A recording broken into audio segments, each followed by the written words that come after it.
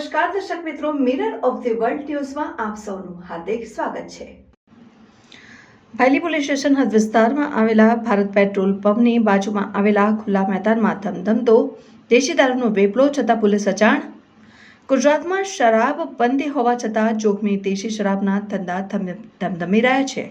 ગુજરાતમાં અગાઉ પણ લઠ્ઠાકાંડ દેશી શરાબના સેવનથી કેટલાક લોકોએ જીવ ગુમાવ્યા હતા, તેમ છતાં દેશી દારૂના ધંધા ધમધમી રહ્યા છે। ત્યારે ભાયલી પોલીસ સ્ટેશન હદ વિસ્તારમાં આવેલા ભારત પેટ્રોલ પંપની બાજુમાં ખુલ્લા મેદાનમાં મફત નામના બુટલેગરનો દેશી શરાબનો ધંધો ધમધમી રહ્યો છે। નવાઈની વાત તો એ છે કે આ બુટલેગર પેટ્રોલ પંપની બાજુમાં ખુલ્લા મેદાનમાં દારૂનો જથ્થો રાખે તેનું વેચાણ કરે છે, તેમ છતાં તાલુકા પોલીસ અને તેના અધિકારીઓ આ બાબતે અજાણ છે કે પછી આ ખાડા કાન કરવામાં આવી રહ્યા છે।